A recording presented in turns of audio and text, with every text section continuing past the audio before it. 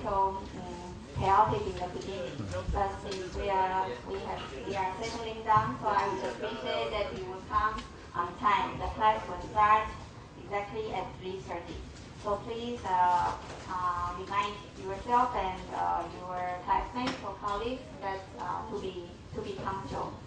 And you may find that you are sitting in different areas, but still, everybody will be with your own group members, except that each team will sit in a different area of the classroom to ensure that everybody has an equal access to the teacher or to every part of the classroom.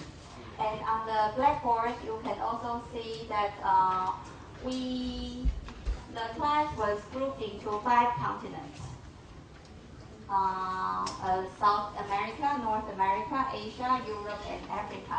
But since we would like to focus on the developing countries, we did a little modification, not very much. So the South Africa will include the Central America, so it will become South and Central America. Asia, the group of Asia will focus on South Asia. And the Europe group will focus on Eastern Europe and CIS, Commonwealth of Independent States, which are the former USSR republics. And Africa, we will modify it into Sub-Saharan Africa. And the group of North America, we would like you to focus on Middle East and Northern Africa. Next, we encourage you to, in addition to your attendance, we would like everybody to speak up, to have active participation.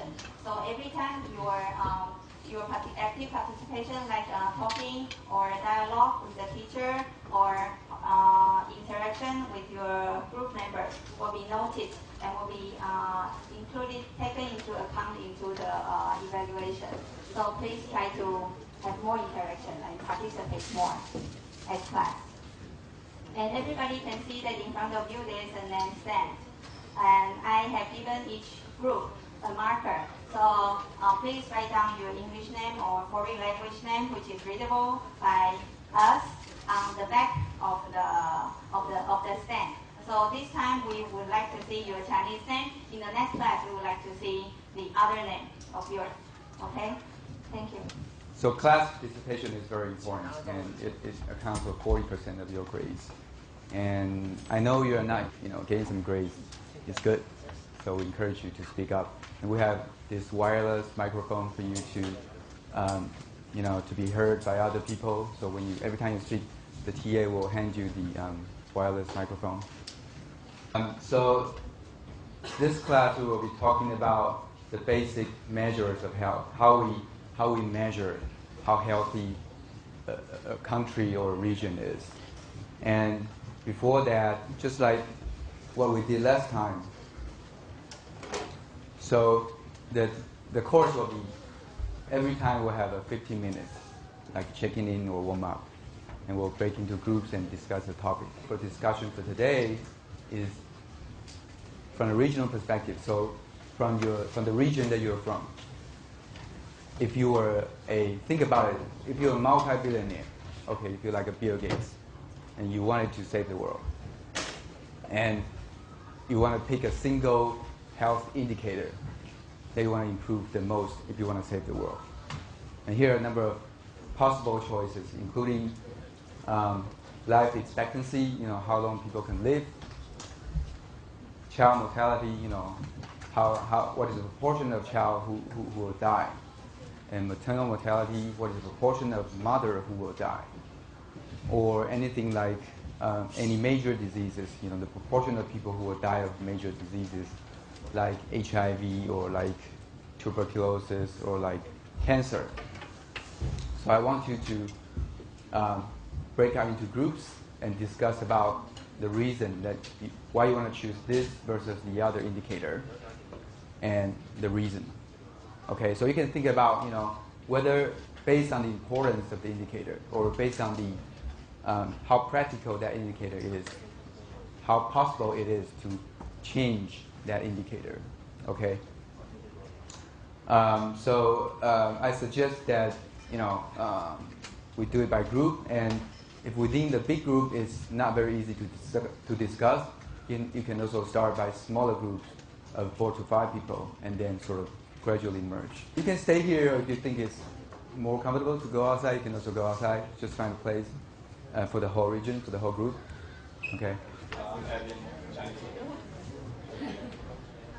And we came to the conclusion that due to the region we chose, which is South and Central America, we believe that life expectancy is the factor that we should raise more, because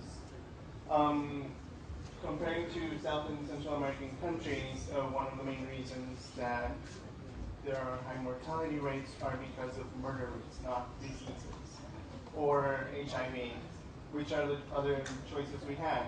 And maternal mortality isn't like something of a bigger deal than the rest of the other choices. So since life expectancy is something very general, which you can include like diseases, murders, and several other factors, I think it's a good choice. I agree. And he agrees, which is a good perspective from somebody that does not belong to us. Okay.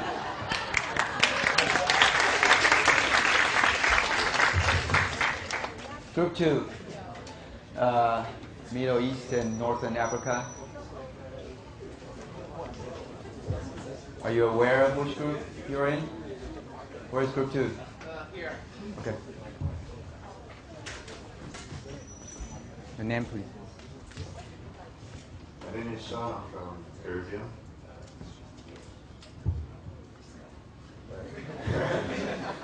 We're group 2. We're discussing the Middle East and North Africa. Originally, we discussed like generally like what we think should be improved, and our group had different opinions, but generally, in our opinion, my group's opinion, we think that life expectancy should be increased. And why? It's because it's not that the others are not important, but in terms of priority, we think that when you first increase life expectancy, then you have the opportunity to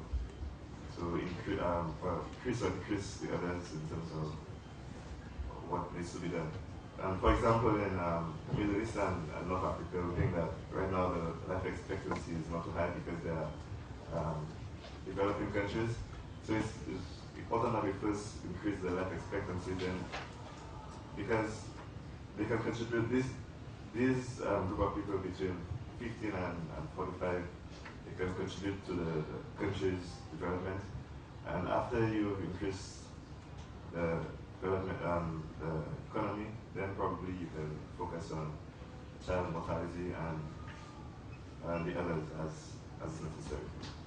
Okay, one question. Because life expectancy is a very general term, do you think it's easy to target? You know, if you want to do something.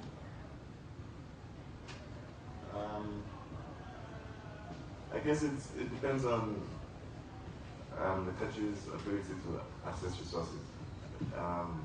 In a developing country, it might be, I guess it's not as easy to tackle, but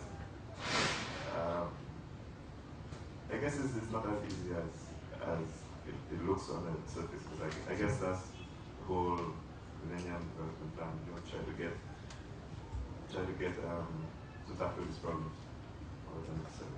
Okay, thank you. Thank you. All right, group 3, South Asia. My group. Okay, tell us your name first. So we were thinking from the perspective of South Asia, and one of the biggest countries there is India. So we didn't actually know what the problems in India were. We did a quick search on the internet, and yeah, all the answers on the internet, right? But it turns out that child mortality is a big problem there. Like, we considered some of the other options, but it seems logical that if you improve child mortality, a lot of the other issues mentioned will get solved as well. Like, I mean, it's kind of idealistic to think that you can improve that so easily. But if you improve child mortality, malnutrition, water sanitation in India is a really big problem. What else? Yeah, so like life expectancy improves. Well, I'm not sure what but and another reason why we chose child mortality is that children are the next generation, and they can grow up to be educated to improve the environment in their own countries. So we think that child mortality is a good place to start. Okay, thank you. So I talk about one interesting thing is that if you improve child mortality, you could also improve life expectancy. So these are not independent indicators. We'll talk about that a lot more very soon. Okay, Eastern Europe and CIS.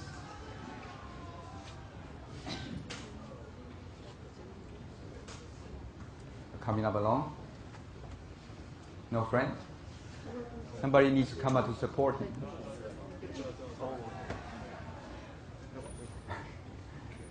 Okay, your name and you need to be connected to.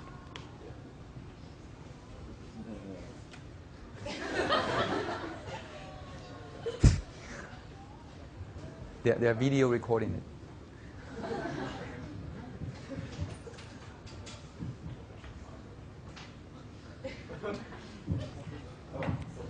We just connect the internet to find the answer. And I think in Eastern Europe and CIS, maternal mortality is a big issue there. So, because they don't have enough medical service there to improve their birth giving process. So I think from the information from internet, so we can go that material mortality is our choice. I come from mainland China, so I'm maybe more familiar with Eastern Europe because China was one member of the Union of Eastern Europe. I think Eastern Europe has a very special place because for them, the life expectancy and the child mortality and HIV percentage are not a large problem because although they are not as developed as Western Europe, this still has a very developed economic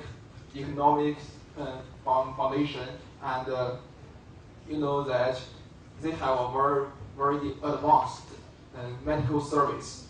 Their problems are the birth rate of population, because you know Eastern Europe are very cold, so their babies they will not give birth to so much babies, so their population are always decreasing.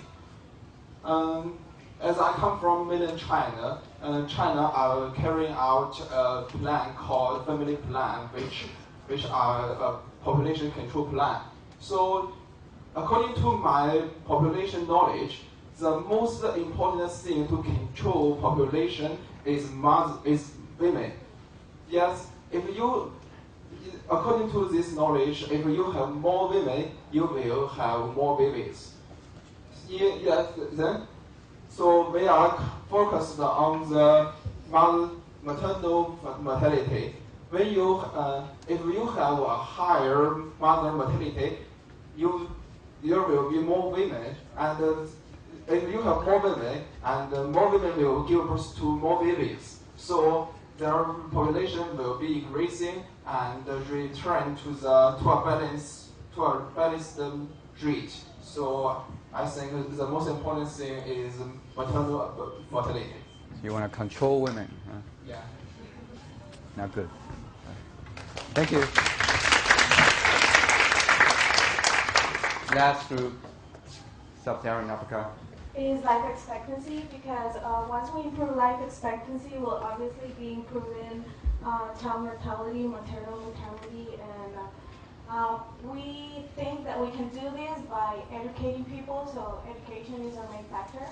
And we want to approach the fact that if we educate people on health issues and also on how to use their natural resources wisely and to their benefit, we will be able to, accomplish the rest. Also, hi, I'm Erica.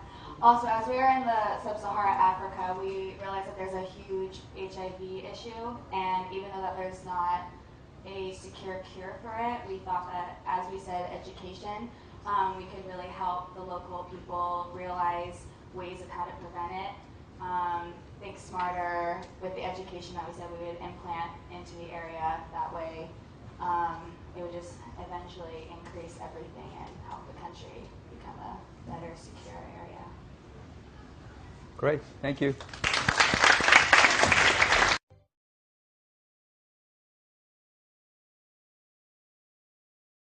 In the next 2 hours, we'll spend most of our time talking about these key indicators in population health or global health.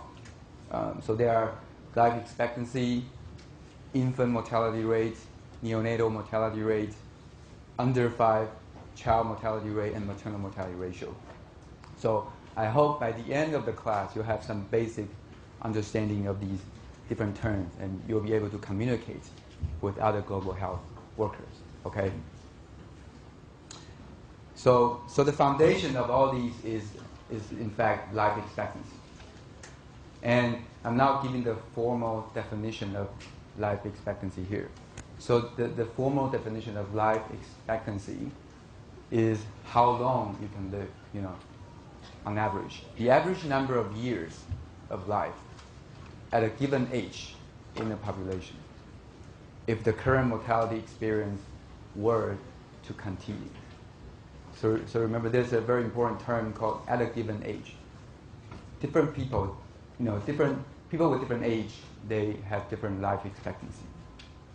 You guys are 20 years old, your life expectancy is going to be longer than my life expectancy because you're going to live longer. Maybe you can live for another 60 years, maybe I can only live for another, who knows. So the key is that the life expectancy varies by age, and you have to be specific when you talk about life expectancy. And in general, what you see, the generally quoted indicator, life expectancy, means life expectancy at birth. So how long a newborn baby is going to live. Not how long you are going to live, or not how long I'm going to live. The newborn baby. Okay?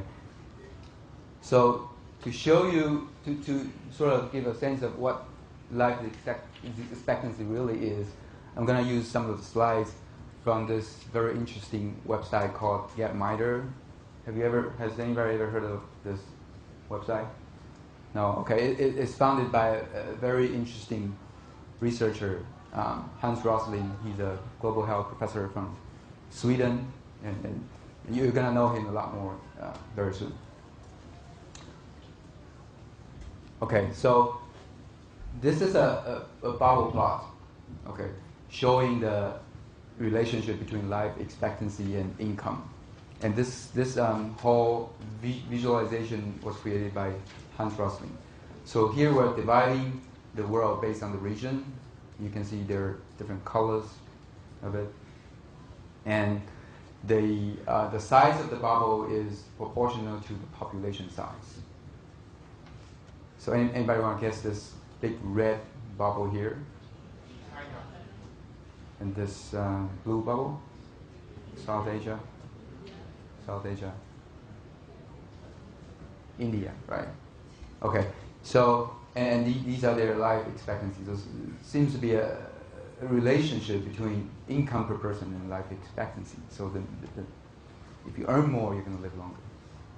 So make sure you make enough money.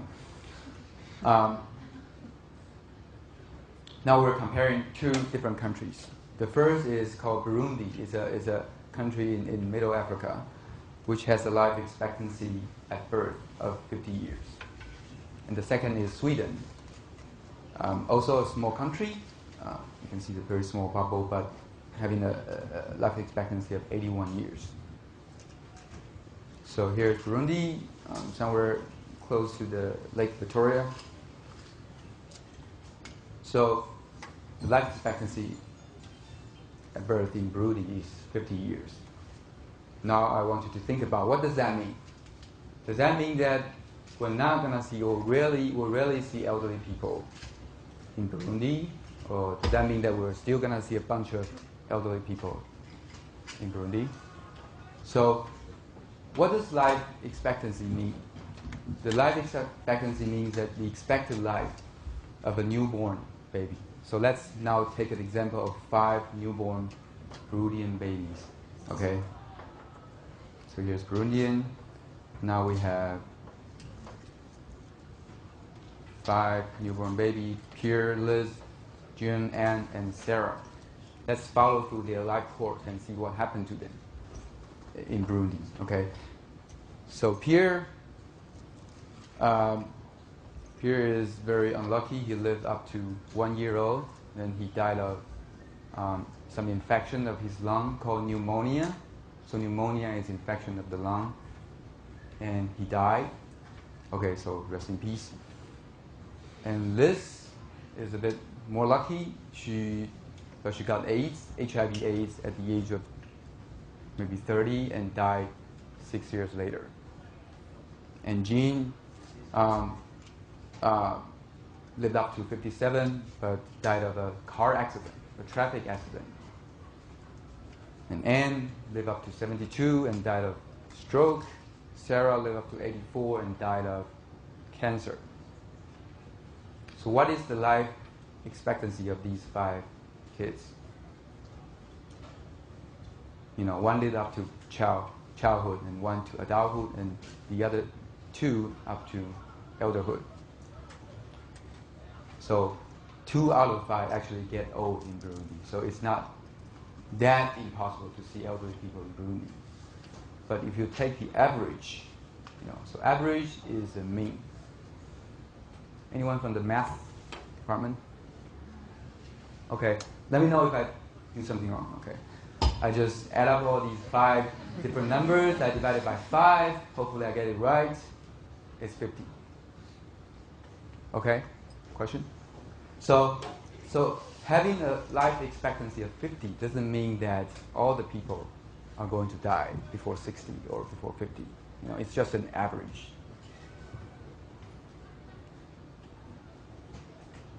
So this is what life expectancy is.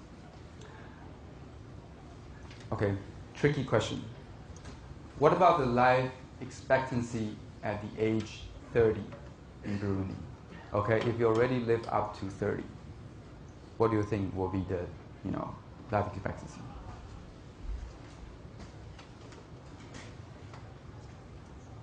Is it going to be 50 as the other Burundians, or between 20 to 50? 20, less than 20?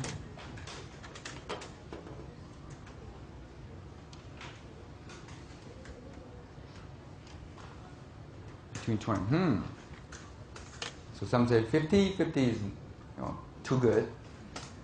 20 may be too bad. Actually, for those who have lived up to 30, it means that they have passed the initial hurdle, the initial risk of dying, from childhood diseases. So on average, they'll be the age that they die will be greater than 50. So the life expectancy of those at age 30 will be greater than 20, but definitely less than 50. Question?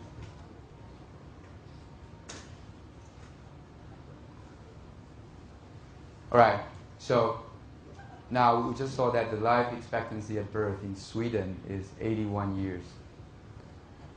And do you think that most Swedes live 31 years longer than Burundians?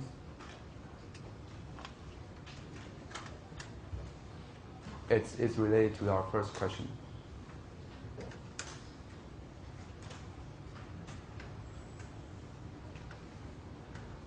No? Why? Why? Anybody?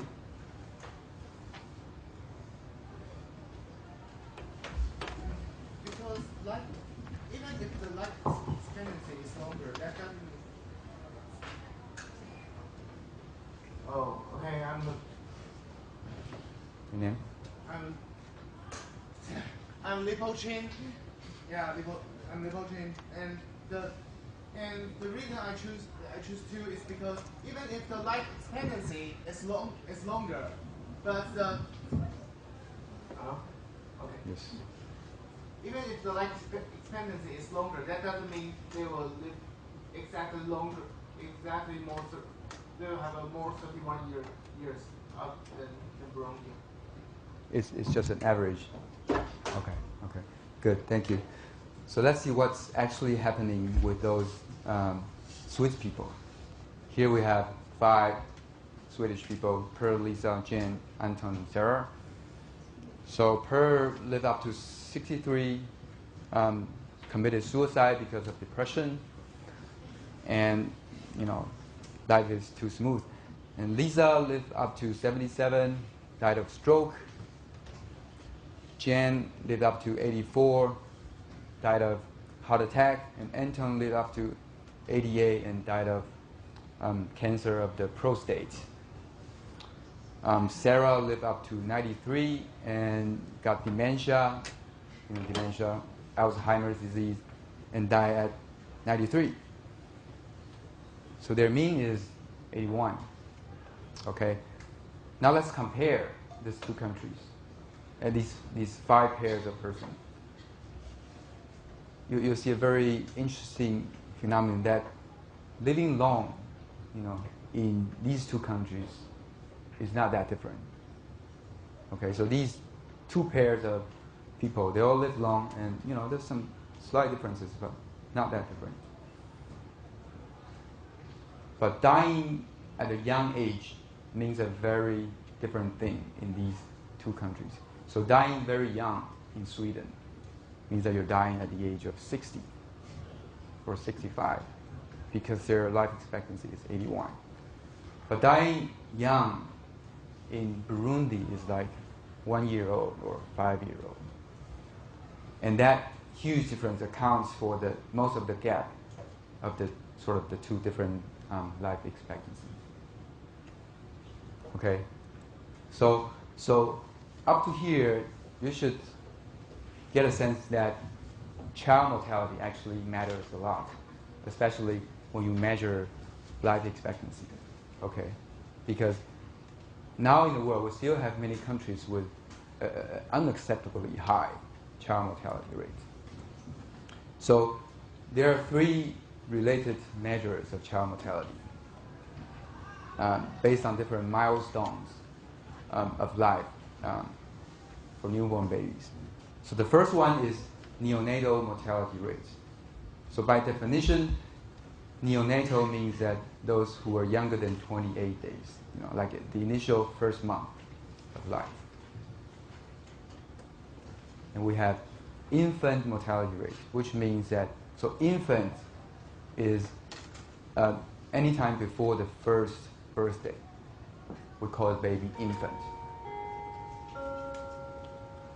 And then we have under 5 mortality rate, which means up to 5 years old. As children grow up, they become more nasty. So, what's the situation in Burundi look like? Let me give you some real number in Burundi in 2010. So the neonatal mortality rate, for those less than 1 month old, the mortality rate is 42 out of 1,000 live births.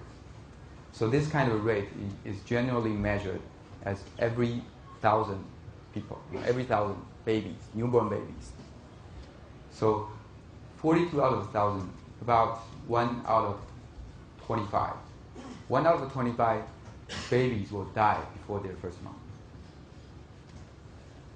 And about 1 out of 11 or 12 baby will die before they reach the first year of birthday.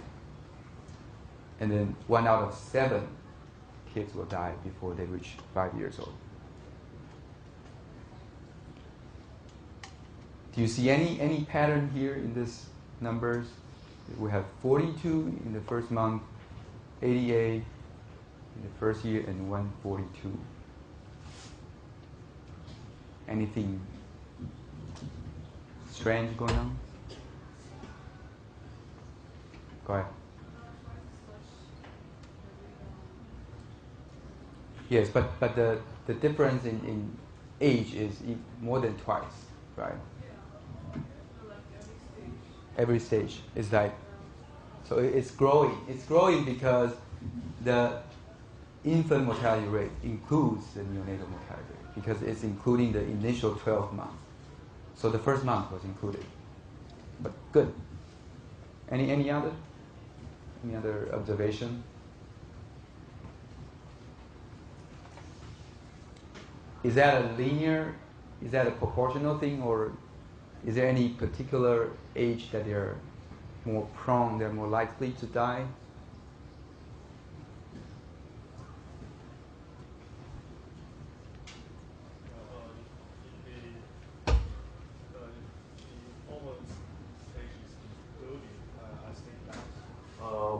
We may come to a conclusion that in the first 12 months of the life, they are most dangerous in their lifetime. So if we can just deal with the problem about the newborn baby in the neonatal period, we may have some benefit about the child mortality problem. Your name? Wang. Very good, great. So, in fact, the neonatal mortality rate accounts for more than about half of the infant mortality rate. So 50% of those die before 1 year old. They die within their first month. And about 1/3 of them, of the under 5 mortality rate, comes from this, initial first month.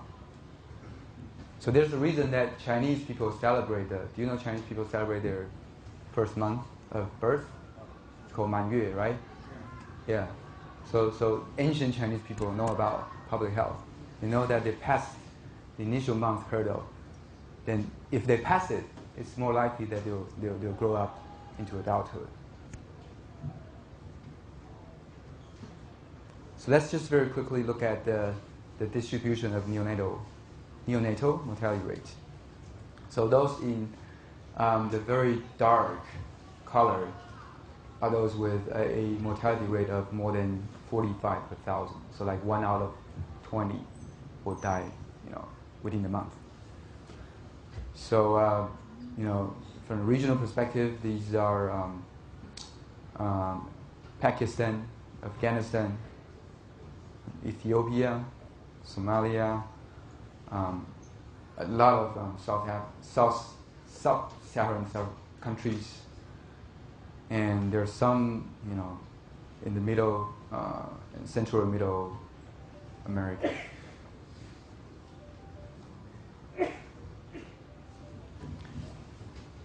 So, remember we talked about the MDG, the Millennium Development Goals in the first class. Remember the MDG, there are 8 goals that the United Nations wants to achieve by 2015.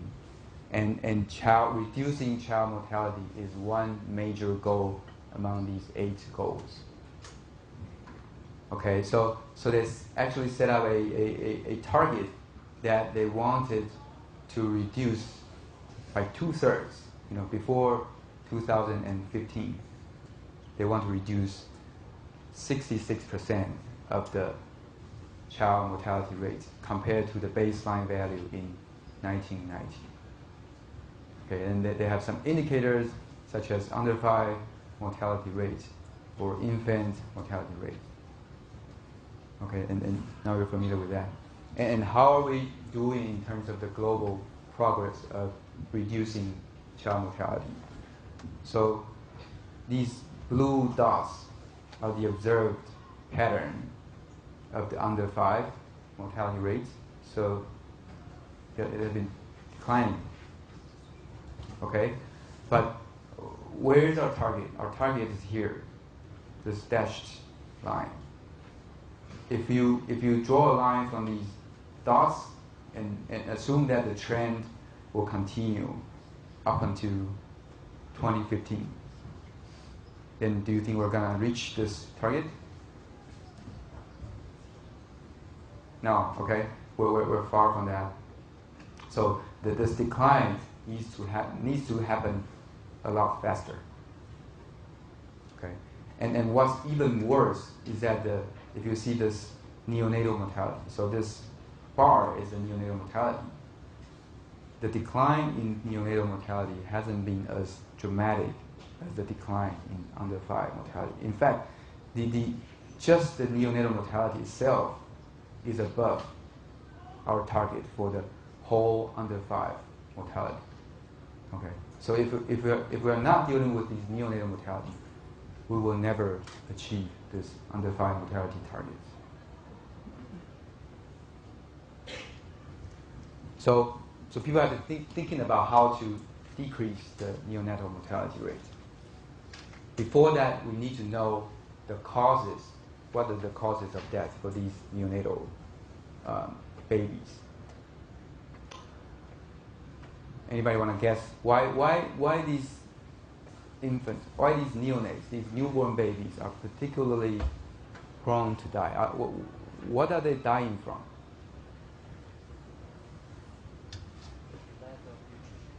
Lack of what? Nutrition. Okay. Good. Anything?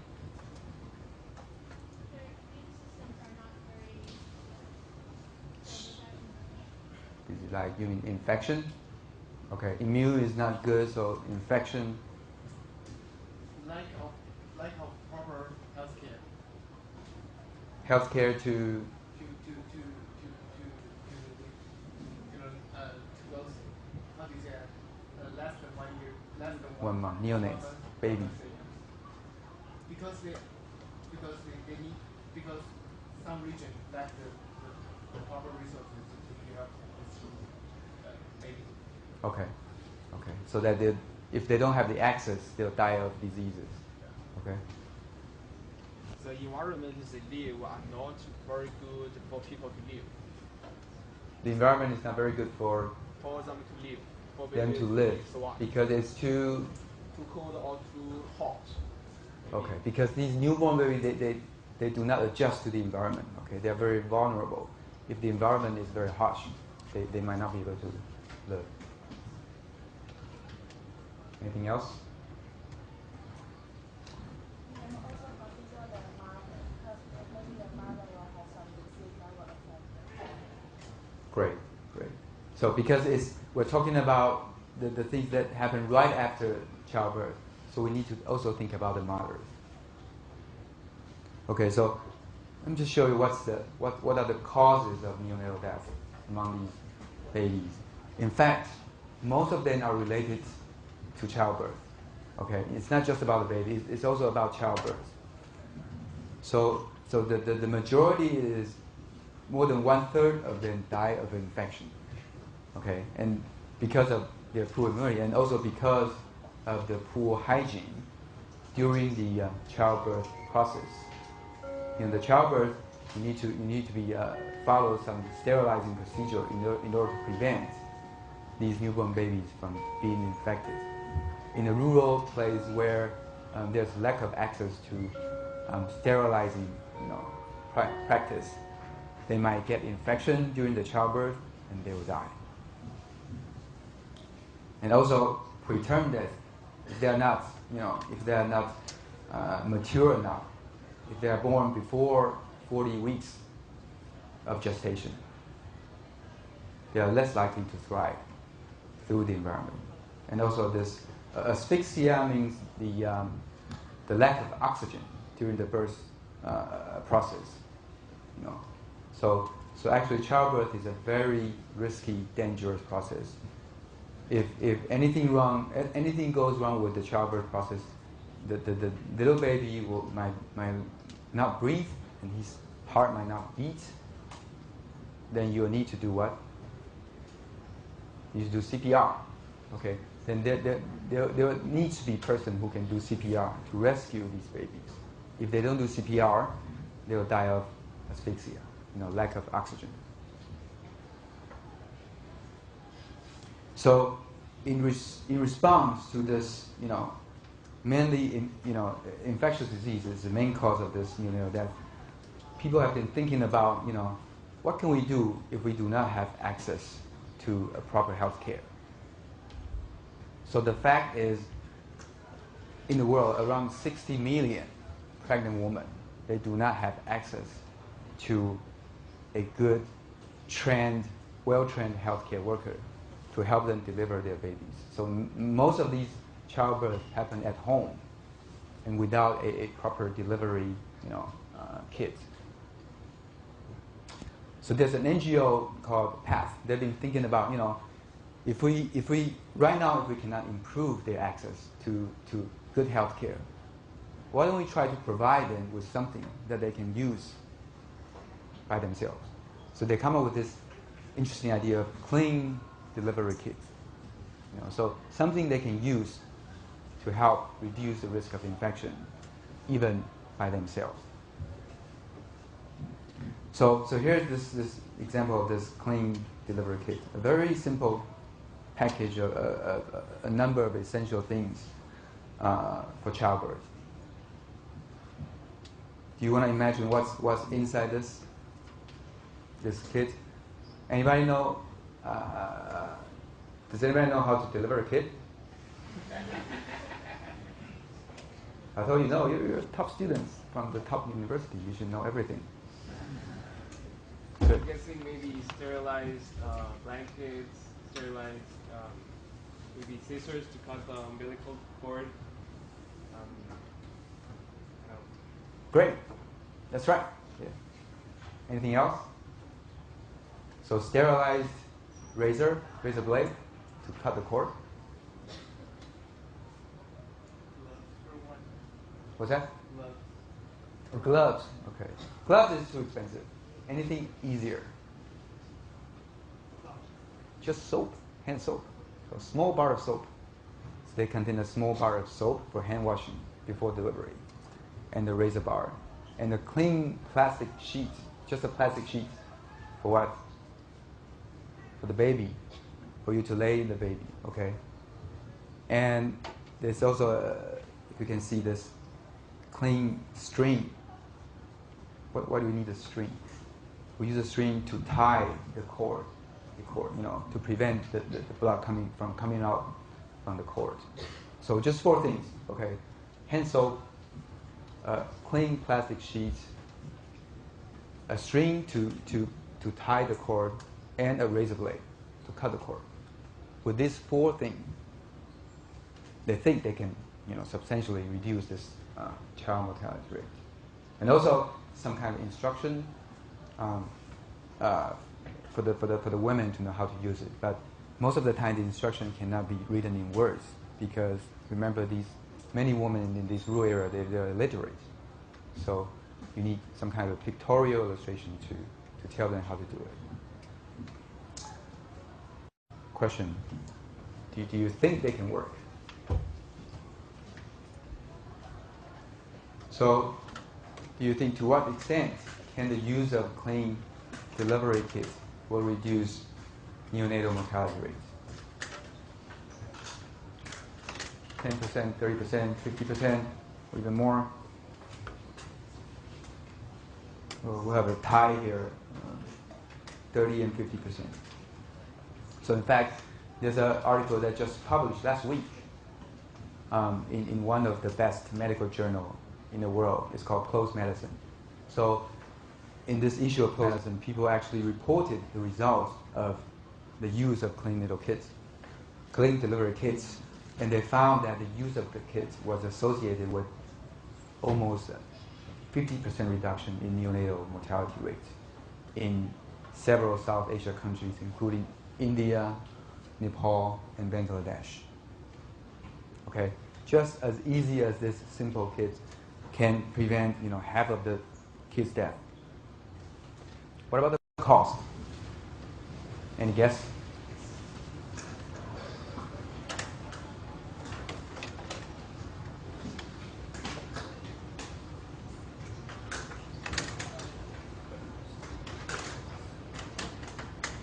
less than $1. Well, I'm not reading. I don't have it here. It's about 27 cents in Bangladesh and 40% in India. So less than 50 cents. Okay. So this kind of intervention is considered to be highly cost effective. So with a very small amount of money, you can save a lot of lives. So that's one thing. Let's go back to the discussion question. When you want a target to reach, you need to think about how possible you can reach the target. You know, life expectancy is good, but how to reduce it? What kind of resource you need to reduce life expectancy? I mean, you need to spend a lot of money on it. But for this neonatal mortality rate, you can just with this less than 50 cents kits reduce a lot of infant mortality, neonatal and infant mortality rates. Questions? Shall we go for it? Is that the end of the story? Why? Because there's still other 50%. Good, we need to work on that. But before that, we can first try to remove the first 50%.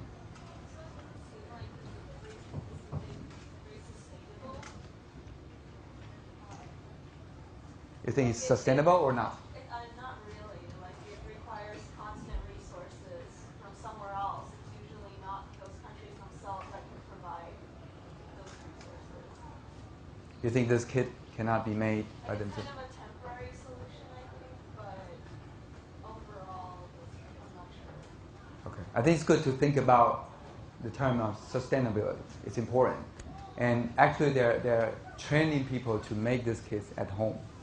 So they're trying to, train them to do it by themselves, not by, foreign aids. I feel like everything is sanitized inside the bag, but then once you take it out, you're dealing with conditions that are much different than Right.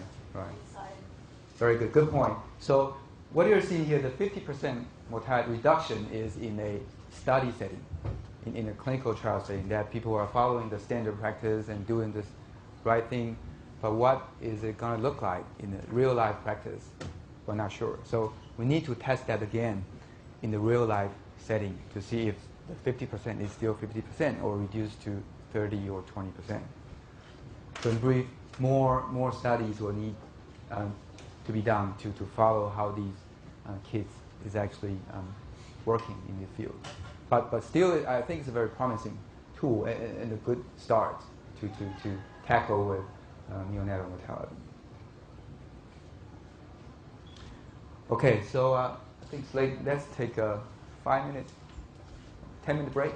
We continue with our second half. Is the maternal mortality ratio. As I just mentioned, childbirth is a highly risky thing that both the mother and the kid are suffering from a certain amount of risk. So it's important that we keep track of this number. And the definition of maternal mortality ratio is the number of women who die as a result of pregnancy and childbirth related complications. And because it's somewhat less common compared to infant and child death, the measurement is based on 1 out of 100,000 live births. So it's not like 1 out of 1,000, it's 1 out of 100,000.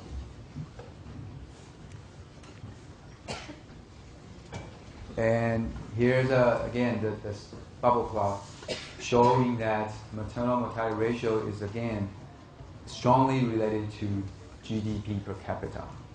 So here we have on the top of the graph countries from sub-Saharan African having a maternal mortality ratio of about 1,000 per 100,000, so it's like 1%.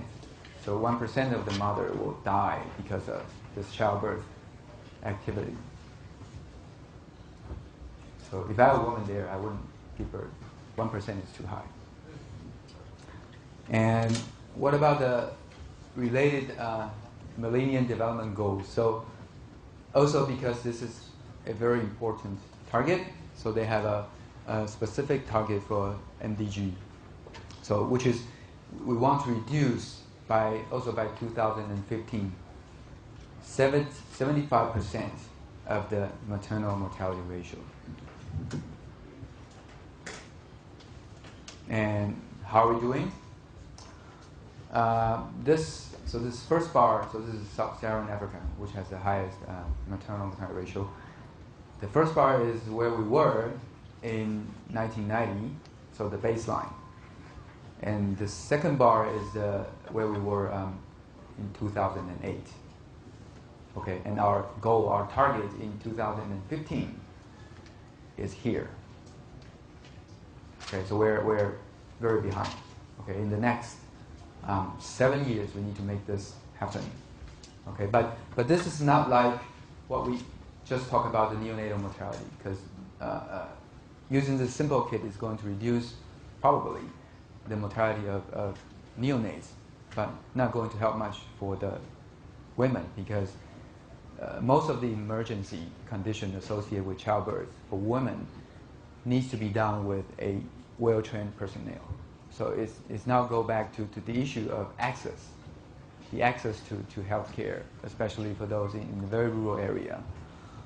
How can they, receive this proper medical management when some emergent obstetric, childbirth condition happens? Okay, so this is it about the measures. So we have gone through life expectancy, the 3 different measures of child mortality, and the maternal mortality ratio. These are the most commonly used indicators of health. Any question? If not, go ahead.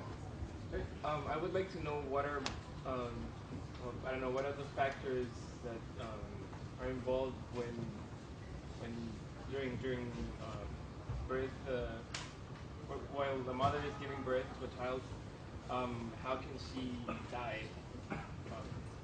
What are the factors? Right. Why is she dying from childbirth, right? Yeah. Okay. So there are a couple things she can die. The first of it is massive bleeding, blood loss, because childbirth is a dangerous thing. Sometimes the blood loss will stop spontaneously, but sometimes the placenta, the thing that connects the baby and the mother, the placenta, some part of the placenta remain inside the uterus. So it's an emergent condition. Sometimes the surgeon even needs to remove the uterus of the mother in order to save life. And also stroke, mother, because the fluid of the baby, amniotic fluid of the baby can go into the mother's blood, and it can cause stroke. It can cause blood clots. And also infection, right before and after childbirth, the infection can also affect the mother and also causing death. Yeah, so there are a number of it. Okay? Okay. So we'll come back to this question. So in the beginning of this class, we talk about the choice of these, individual indicators. Now that we have a better sense of these different indicators, what they mean, what do we do? Do you think we have a better idea of how to choose, or is there more thing we need to know?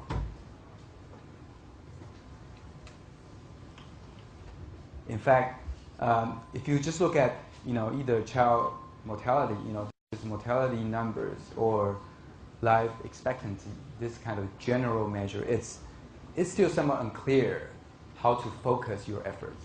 How do you target your money to invest on? So, in fact, 20 years ago, a group of people have been thinking about this. How, if you want to prioritize, I heard about the word prioritize in the discussion. If we want to prioritize our very limited resource to invest on health, we first need to know, we first need to have a very good, or at least a very universal measure of health that can be applied to all countries of the world. So these 2 professors, they're very famous professors. Chris Murray from Harvard at that time, and Alan Lobates from University of Queensland. They came up with this idea of global burden of disease, so also known as GBD. So you need to know this word, okay, after coming up from this class. So in brief, GBD tries to quantify.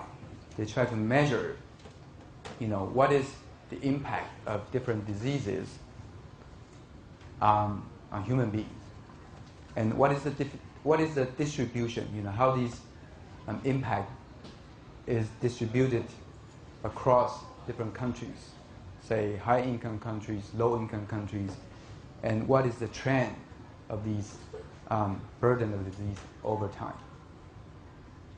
So it's actually, you can imagine, it's a huge amount of work. So it took them, more than 10 years to do this initial one, and they're doing this updates. So what can you do if you want to know, what's to invest on? The easiest thing is to look at the cause of death, right? What people are dying from. What diseases are people dying from? So they first try to look at these leading causes of death in different countries, and this is the results from high-income countries, those OECD countries. And you're going to see a number of names of diseases. I know not all of you are from health-related background, but these names of the diseases, you probably need to be aware of it because you're taking a class of global health. You cannot be ignorant when people talk about some names of the diseases. But don't worry, I'll introduce each of you to you. So ischemic heart disease is heart attack. It's a lack of blood in your heart vessel. Okay, it's usually caused by the narrowing of the blood vessel, and because of obesity, because of high cholesterol, etc. And heart attack is the leading cause of death in high-income countries, in developed countries, and followed by cerebral vascular disease, which is stroke, essentially. Very similar causes compared with heart attack, obesity, cholesterol, no exercise. And then we have a number of cancers. Here they're breaking cancers by sites. So they have lung cancer here, number 3, colon and rectal cancer, which means the cancer of the intestine, large intestine, and breast cancer and stomach cancer. So there are 4 different cancers. And things like Alzheimer's disease and dementia, diabetes, infection of the respiratory system is also known as pneumonia, okay, the infection of the lung. So these are the leading causes of death in high-income countries. What do you think are the causes of these sort of disease of civilization? These are the sort of lifestyle-related disease. What are the causes of these diseases? Katrina. America is a good example because obesity is a huge problem. They face all the same issues. Right. Obesity. Anything else? Lack of exercise. Lack of exercise. Nutrition in general, because you don't need to be obese in order to have high cholesterol levels. Right. Unhealthy diet, Maybe the pressure of work. The pressure, stress. Good. Yeah. High stress work, high stress lifestyle. So these are all sort of high lifestyle related disease happening in high income countries. And what about the middle and low income countries? What do you think that the leading causes of death will look like? Do you think they have a similar pattern with mostly chronic diseases as high income countries, or do you think it's going to be predominantly infectious diseases, or do you think it's kind of a mixture of the both? What do we do?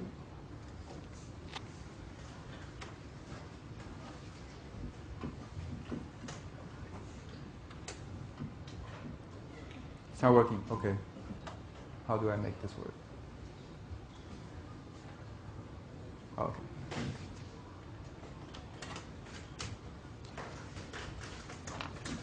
let's see, infectious disease, some saying crime disease, some saying a mixture. Okay, this is what's happening in low and middle income countries. So the leading cause of death is actually still heart attack, okay, and cerebrovascular disease. So stroke, heart attack, because what's happening nowadays is very different from what used to be like 20, 30 years ago. Because as you just see from Hans Rosling's presentation, that many of the sort of low-income countries, they're having economic development. They're gaining access to good diets, not good diet, high-calorie diets, and sort of all kinds of stress related to it, and lack of exercise happening at the same time. So don't think this is only a disease of modern society or disease of developed country. It's happening in developing country, and we're worried that it's going to be even worse. It's for sure it's going to be worse. We're worried that it's going to be much worse. And then followed by a number of infections, pneumonia, infection of the lung, HIV/AIDS, tuberculosis, malaria. So HIV/AIDS, tuberculosis, TB, and malaria, they are like big three leading infectious diseases in low and middle income countries. And remember, we have one people in Burundi died of traffic accident. Traffic accident is a huge issue in low and middle income countries, in fact. Okay, so we're not done if we just look at the death, okay? Because the issue is that not all deaths are equal. Why?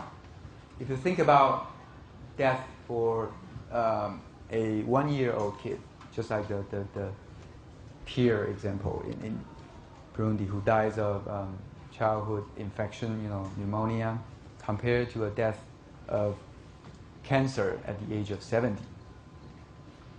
Do you think we should put the same weight to this different condition? Some people think we shouldn't, because for those who die at a very young age, they're called premature death. They die too early. They think that these premature deaths needs special attention, that they needs to be accounted more than the death of the elderly, say heart attack or cancer.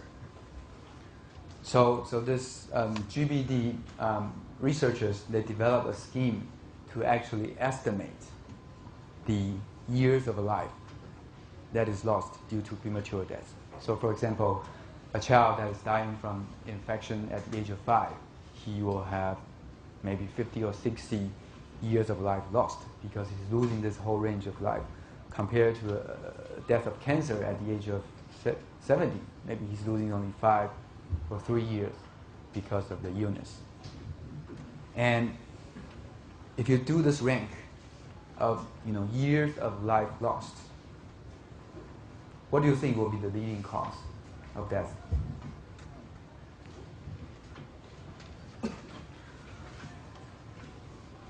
Still heart disease,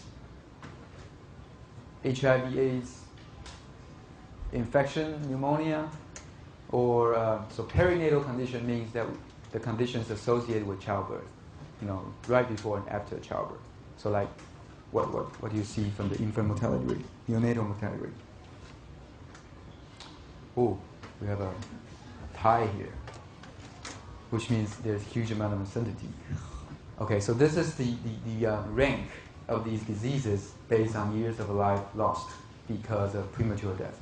So pneumonia, lower respiratory infections, actually came out as a leading cause of years of life lost, because a lot of these infections actually happen in infants and in children.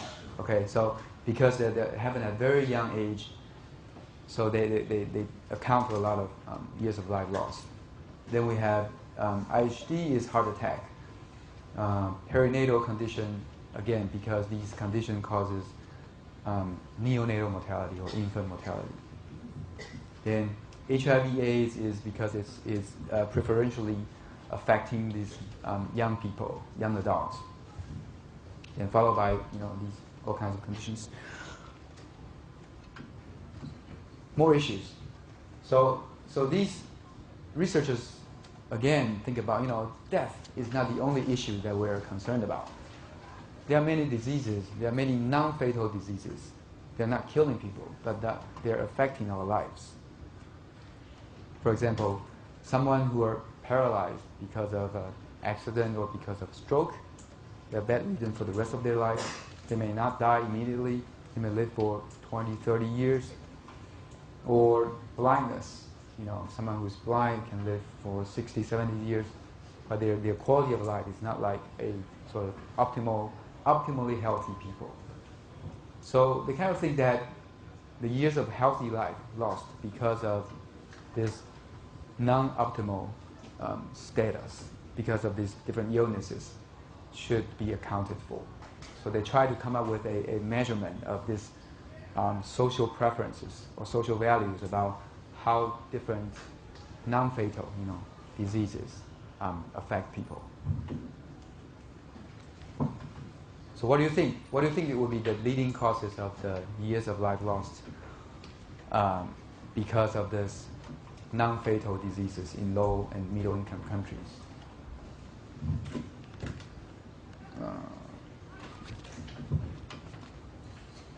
Cancer, stroke, HIV/AIDS, or depression. Ready? HIV/AIDS. Because living in HIV/AIDS is a painful status and it's big suffering. But in fact, the leading cause of years of life lost, this non-fatal life lost, is predominantly depression. They try to come up with a way to measure the impact of depression on a person's life, and it came out to be very huge. And the prevalence, of the disease is very high. So the depression is very common disorder, even in low and middle income countries.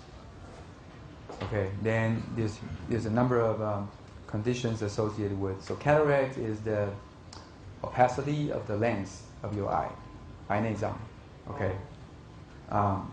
Vision loss, vision disorder, hearing loss, arthritis, joint pain, perinatal conditions. Sometimes they don't die, but they have a lifelong sequela, lifelong complications. Schizophrenia, protein malnutrition. So finally, they came up with a summary score that sum up the impact of the disease by accounting for both the life lost from premature death, the death, and the years of life lost because of this non-fatal health status. So the YLL plus the YLD is what they call disability adjusted life year. So it is a way to quantify the impact of the disease, accounting for both the mortality and the sort of morbidity, the illness, non-fatal illness. Last question of the day. So what do you think would be the leading cause of DALI in low and middle income countries?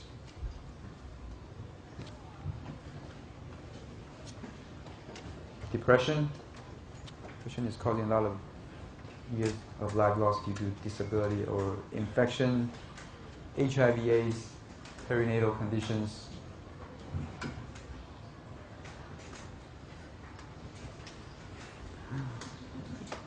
It's hard choice.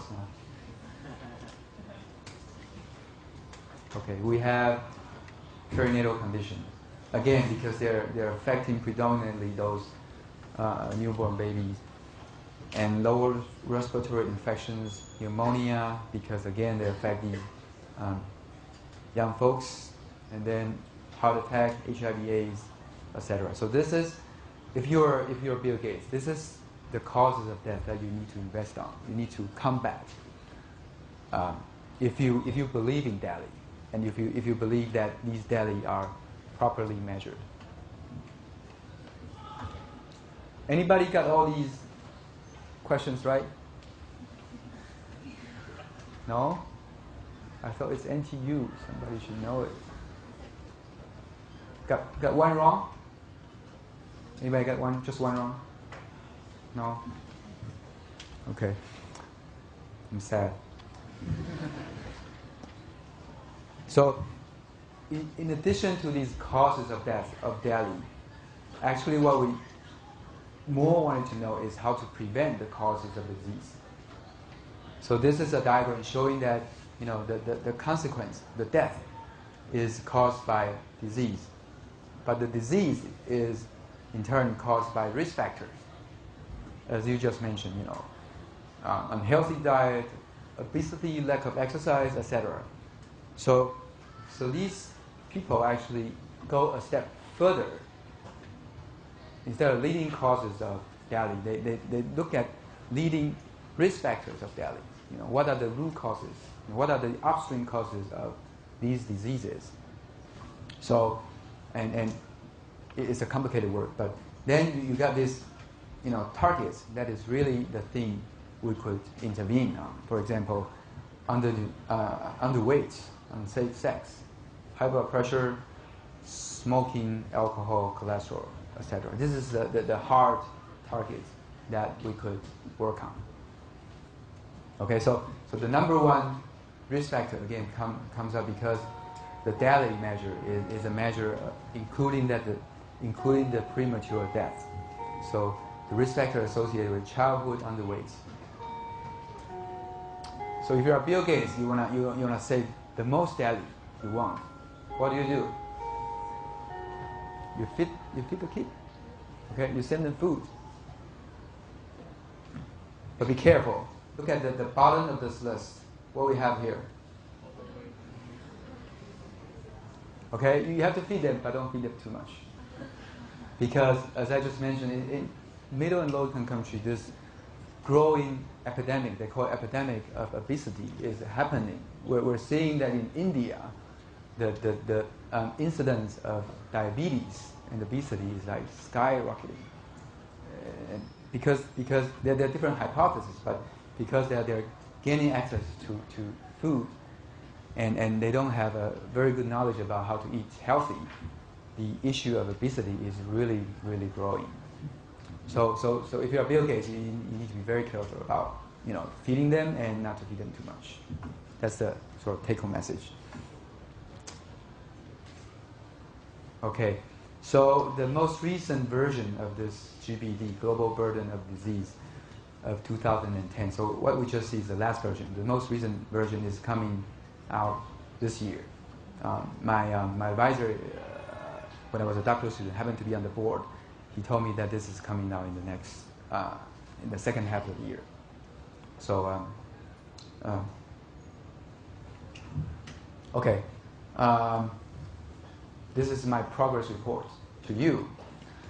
Today, we cover the sort of basic measurement of health, including life expectancy, 3 different measures of child mortality, neonatal, infant and child, the first month, the first year, and the first 5 years.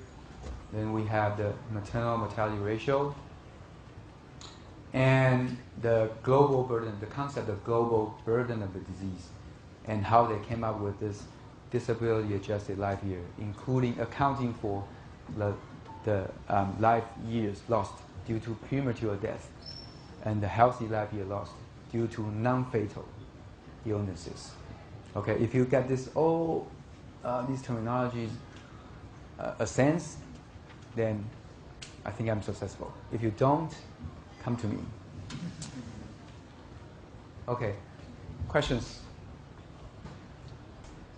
Confused? Clear? So, how do they count depression as I mean, people can be depressed, but they can still live it. People can be depressed, but while they are depressed, they can still work or act normally. So how to count depression as a factor of the well-being? Right. So you mean depressed people, they can work, they can function in life, Is that real? Well, in another fact, maybe some people in this classroom are suffering from depression, but they are still coming to class. Are you sure? They look happy. Oh, somebody's sleeping, but okay. Okay, I mean, this is a good question because, in fact, there's a formal definition of the depression. It's not just depressed mood. You know, they have a guideline of diagnosing what we call major depression. So one of the criteria of major depression is the lack of ability to work, and even the lack of interest to live. So somebody would commit suicide. But I mean, this is a good question of how can we measure different diseases in terms of daily. How do you weigh depression against blindness or against hearing loss? So it's actually a social value, social preference. And what's most commonly done is that they actually send out questionnaire to ask people with the disease. If you before you get the disease and after you get the disease, if you think perfect health is 100%, what do you think your current state is? And they give a value to it. So it's a subjective value, but it's validated through questionnaire. They ask, as far as I know, more than 20,000 people around the world, and it might be different from culture to culture and from country to country. Yeah, but good question. Okay. Tired? No, I am. So let's stop with today's lecture, but I have one last thing. So next week. Sorry. You give us some reason for people's YLD during the course, but I think the basic reason for people's YLD is their economic conditions, because it is their economic conditions that really makes people to depressed and make people to be in lack of medical care. How can we explain the effect of economic condition in the YLD? Okay. Can you see that? So he's asking your name? My name, Chinese name is Wang Chen. Wang Chen.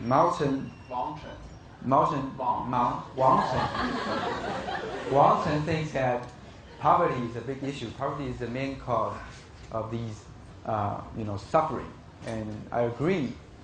But so poverty or economic can very likely be the root cause, the very upstream cause of the disease or suffering. But here we're only talking about the sort of more downstream, when we can really narrow down to diseases or risk factors of diseases, as I just showed. But I think you're right that upstream to these risk factors, I just showed the risk factors, like undernutrition, high blood pressure. Upstream to these risk factors, we have social determinants. Back to Professor Jen's lecture last week, they're determinants of people's risk factor and people's health. And if you really want to tackle down this very root cause of disease or suffering, you need to go back to this. But people argue that these root causes are often very difficult to tackle. If I'm okay, let's just give money to everybody, but it's not possible. But if there's something down this way, say high blood pressure or obesity or education, the health conscious, some hard endpoints that we could work on. People think this might be more cost effective, but I think you're right that we still need to pay attention to these upstream causes of all these health issues. So next week, we'll ask you to bring your laptop. Laptop? Computer? Yeah, but some people like me don't have a laptop. So you can share with your colleague? It's okay?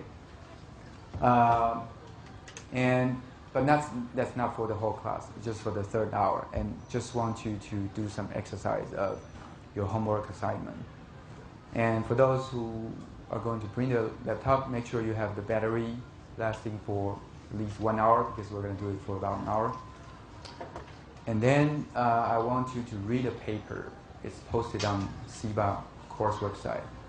It's also published on PLOS Medicine, one of the best medical journals, also last week. It's about using text messaging in mobile phone to help control malaria. Okay, so mobile phone, text messaging can control malaria. Do you use LIN? Do you use LIN? Maybe in the future LIN can help you control malaria. Okay, so I want you to read this article and we'll come with a discussion as this session.